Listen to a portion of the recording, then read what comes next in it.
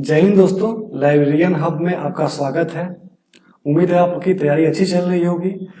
जल्दी बिहार लाइब्रेरी की वैकेंसी आने वाली है, तो आप लोग इस इंतजार में नहीं बैठे कि जब नोटिफिकेशन आएगी तब पढ़ेंगे, क्योंकि काफी कम समय दिया जाएगा आपको, खास करके एलईटी के लिए। तो आप लोग निरंतर तैयारी करते रहें, पढ़ना एक दिन भी गैप नहीं करें, कम पढ़े लेकिन रोज पढ़ें। तो चलिए आज शुरू करते हैं। आज जो टॉपिक हम पढ़ेंगे वो भारत के पुस्तकालय जो स्वतंत्रता से पूर्व स्थापित हुई और स्वतंत्रता के बाद स्थापित हुई उसके बारे में। यह काफी इंपॉर्टेंट है, इससे डायरेक्ट क्वेश्चन पूछे जाते हैं। तो चलिए शुरू करते हैं। भारत में पुस्तकालय जो स्वतंत्रता से पहले स्थापित हुए थे उसको देखते हैं हम लोग। तो पहला पुस्तकालय मौलाना आजाद लाइब्रेरी, जो कि अलीगढ़ मुस्लिम यूनिवर्सिटी में है, एएमयू में है, अलीगढ़ मुस्लिम यूनिवर्सिटी में। इसका प्रसिद्ध नाम सेंट्रल लाइब्रेरी था। क्या था? Central library. इसकी स्थापना लॉर्ड लिटन ने 1877 में की थी। लॉर्ड लिटन ने इसकी स्थापना कब की? 1877 में। इसका प्रारंभिक नाम लिटन लाइब्रेरी था, क्योंकि मौलाना आजाद लाइब्रेरी की स्थापना लॉर्ड लिटन ने की थी, तो उसने इस लाइब्रेरी का नाम अपने ही नाम पे रखा। तो इसका प्रारंभिक नाम क्या रखा गया? लिटन लाइब्रेरी। बाद में इसका नाम मौलाना आजाद लाइब्रेरी कर दिया गया। उद्घाटन इसका जवाहरलाल नेहरू ने 1960 में किया था। तो ये इंपॉर्टेंट पॉइंट है काफी, कि इसका उद्घाटन आजादी के बाद किसने किया? तो जवाहरलाल नेहरू ने। और कब? तो 1960 में किया था। ये जो आप पिक्चर देख रहे हैं ये मौलाना आजाद लाइब्रेरी का है, जो कि एएमयू में स्थित है। हम लोग देखेंगे सियाजी राव गायकवाड़ लाइब्रेरी। सियाजी राव गायकवाड़ लाइब्रेरी जो कि वाराणसी में है, बनारस में। तो मतलब वाराणसी मतलब किस कॉलेज में? तो बीएचयू में होगा। तो सियाजी राव गायकवाड़ लाइब्रेरी कहाँ है? बनारस में। इसकी स्थापना 1917 में हुई थी। कब हुई थी इसकी स्थापना? 1917 में। इसके जो संस्थापक थे पीके तेलंग थे, जो कि अपने पिता केटी तेलंग के स्मृति में इसको बनाए थे। यहाँ पे टाइपिंग मिस्टेक है, इसे ध्यान रखिएगा। केटी तेलंग के स्मृति में इसे बनाए थे, स्थापित किए थे। तो शिवाजी राव गायकवाड़ लाइब्रेरी जो कि वाराणसी में है, इसकी स्थापना 1917 में हुई थी और इसके संस्थापक पीके तेलंग थे, जो केटी तेलंग के स्मृति में इसे बनाए थे। यह बीएचयू का मुख्य पुस्तकालय है। बीएचयू का यह मुख्य पुस्तकालय है। भारत के सबसे बड़े विश्वविद्यालय पुस्तकालयों में से यह एक है। तो भारत में जितने भी बड़े पुस्तकालय हैं उनमें से एक अपना यह भी है, Sayaji Rao Gaekwad library. Asiatic Society Mumbai, जिसकी स्थापना 1804 में हुई थी। एशियाटिक सोसाइटी मुंबई की स्थापना कब हुई? 1804 में। सीएमसी कॉलेज जो कि कोटायम में है, कोटायम केरल में, इसकी स्थापना हुई थी 1816 में। सीएमसी कॉलेज कोटायम जो कि केरल में है, इसकी स्थापना कब हुई? 1816 में। Kolkata public library, Kolkata public library की स्थापना 1836 में हुई थी, लेकिन 1903 में इसे इंपीरियल लाइब्रेरी में मिलाया गया। 1903 में इसे किससे मिला दिया गया? तो इंपीरियल लाइब्रेरी में। तो कोलकाता पब्लिक लाइब्रेरी जिसकी स्थापना 1836 में हुई थी, उसको 1903 में इंपीरियल पब्लिक लाइब्रेरी में मिला दिया गया। कोनेमारा पब्लिक लाइब्रेरी यह कि चेन्नई में है, इसकी स्थापना 1890 में हुई थी। तो कोनेमारा पब्लिक लाइब्रेरी कहाँ है? तो चेन्नई में, जिसकी स्थापना 1890 में हुई थी। केंद्रीय सचिवालय पुस्तकालय जो कि नई दिल्ली में है। केंद्रीय सचिवालय पुस्तकालय कहाँ है? नई दिल्ली में है। इसकी स्थापना 1891 में हुई थी। खुदा बख्श ओरिएंटल पब्लिक लाइब्रेरी जो कि पटना में है, इसकी स्थापना भी 1891 में हुई थी।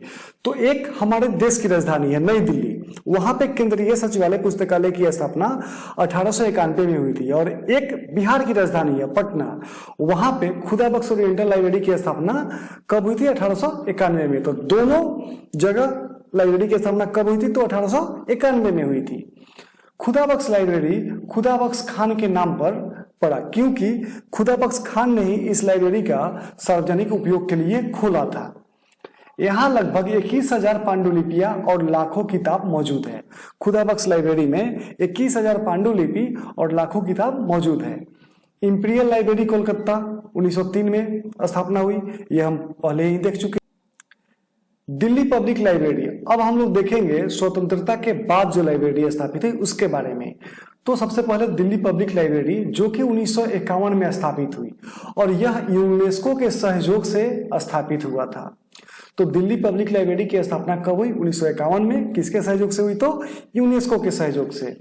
सेंट्रल रेफरेंस लाइब्रेरी जो कि कोलकाता में है, इसकी स्थापना 1955 में हुई थी। तो सेंट्रल रेफरेंस लाइब्रेरी कहाँ है? कोलकाता में है। सेंट्रल से आप लोग कंफ्यूज होकर दिल्ली मत ऑप्शन टिक कीजिएगा। सेंट्रल रेफरेंस लाइब्रेरी कोलकाता में है जिसकी स्थापना 1955 में हुई थी और दिल्ली पब्लिक लाइब्रेरी की स्थापना 1951 में हुई थी यूनेस्को के सहयोग से। हरे कृष्ण मेहताब लाइब्रेरी जो कि भुवनेश्वर में है, इसकी स्थापना 1959 में हुई थी। आखिर उस लाइब्रेरी का नाम हरे कृष्ण क्यों पड़ा? तो उड़ीसा के पूर्व मुख्यमंत्री के नाम पर इस लाइब्रेरी का नाम हरे कृष्ण पड़ा, क्योंकि उनका नाम हरे कृष्ण था, इसीलिए इस लाइब्रेरी का नाम हरे कृष्ण मेहताब लाइब्रेरी रखा गया। नेशनल साइंस लाइब्रेरी जो कि दिल्ली में है, नेशनल साइंस लाइब्रेरी कहाँ है? दिल्ली में है, तो 1964 में। तो नेशनल साइंस लाइब्रेरी की स्थापना कब हुई? 1964 में। अब हम लोग देखेंगे राष्ट्रीय महत्व के पुस्तकालय। तो पहला है क्या? National library of India.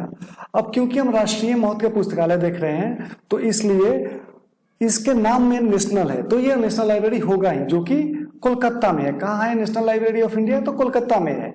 इसकी स्थापना 1903 में इंपीरियल लाइब्रेरी के रूप में हुई थी, जिसका नाम बदला गया 1948 में और क्या कर दिया गया? तो नेशनल लाइब्रेरी ऑफ इंडिया। तो सबसे पहले इसका नाम क्या था? तो कलकत्ता लाइब्रेरी। उसके बाद 1903 में इसका नाम बदलकर इंपीरियल लाइब्रेरी कर दिया गया और उसके बाद 1948 में इसका नाम बदलकर नेशनल लाइब्रेरी ऑफ इंडिया कर दिया गया और उसके बाद यह क्या हो गया? तो राष्ट्रीय महत्व का पुस्तकालय हो गया। यह भारत का सबसे बड़ा लाइब्रेरी है। नेशनल लाइब्रेरी क्या है? भारत का सबसे बड़ा लाइब्रेरी है। दूसरा, रामपुर रज्जा लाइब्रेरी। रामपुर रज्जा लाइब्रेरी यह कहाँ है? तो रामपुर के यूपी में है। इसकी स्थापना 18वीं शताब्दी में नवाब फैजुल्ला खान द्वारा किया गया। अब इसका नाम क्योंकि रामपुर रजा लाइब्रेरी में है, तो जब आपके सामने ऑप्शन आएगा तो आप लोग ऑप्शन में कंफ्यूज हो जाएंगे। आप लोग फैजुल्ला खान को मारेंगे ही नहीं, ऑप्शन टिक करेंगे ही नहीं। क्यों? क्योंकि अब मुस्लिम नाम है और वो राम जी के नाम पे है, तो आप लोग सुने कि ये तो पॉसिबल ही नहीं है। तो इसमें कंफ्यूज बिल्कुल नहीं होना है। रामपुर रजा लाइब्रेरी को एक मुस्लिम व्यक्ति फैजुल्ला खान द्वारा स्थापित किया गया था 18वीं शताब्दी में। तीसरा है खुदा बख्श ओरिएंटल पब्लिक लाइब्रेरी। ये हम लोग पहले पढ़ चुके हैं। इसकी स्थापना 1891 में हुई थी। चौथा है सरफोजी सरस्वती महल लाइब्रेरी जो कि तंजावर तमिलनाडु में है। यह एशिया का सबसे पुराना लाइब्रेरी है। सरफोजी सरस्वती जो कि तंजावुर तमिलनाडु में है, यह एशिया का सबसे पुराने लाइब्रेरी में से एक है। पांचवा और लास्ट लाइब्रेरी है हरे कृष्ण मेहताब स्टेट लाइब्रेरी जो कि भुवनेश्वर उड़ीसा में है। इसकी स्थापना 1959 में हुई थी। तो अगर देखा जाए राष्ट्रीय महत्व के लाइब्रेरी को हमें याद करना हो तो बिल्कुल रटने की जरूरत नहीं है। पहला लाइब्रेरी क्या था? तो नेशनल लाइब्रेरी था। तो नेशनल लाइब्रेरी है तो वो राष्ट्रीय महत्व का होगा ही। और बाकी के जो 4 लाइब्रेरी है वो सारे गॉड के नाम पे है, भगवान के नाम पे है। जैसे रामपुर रज्जा लाइब्रेरी राम जी के नाम पे है, खुदा बख्श लाइब्रेरी खुदा के नाम पे है, सरफोजी सरस्वती इसमें भी सरस्वती लगा हुआ है तो ये भी सरस्वती माता के नाम पे है। और लास्ट है हरे कृष्ण मेहताब लाइब्रेरी जो कि कृष्ण भगवान के नाम पे है। तो इस लॉजिक से याद रखें, ये आपको याद हो जाएगा। और आप लोग ज्यादा से ज्यादा मेरे चैनल को शेयर करें, सब्सक्राइब करें और हमारे साथ लगातार बने रहे, जिससे कि हम कम समय में आपका सारा कंसेप्ट क्लियर कराने की कोशिश करते हैं। और हम इस तरीके से बता रहे हैं ताकि आपको याद हो जाए, रट्टा मारने की जरूरत नहीं है।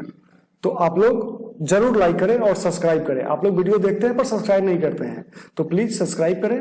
धन्यवाद।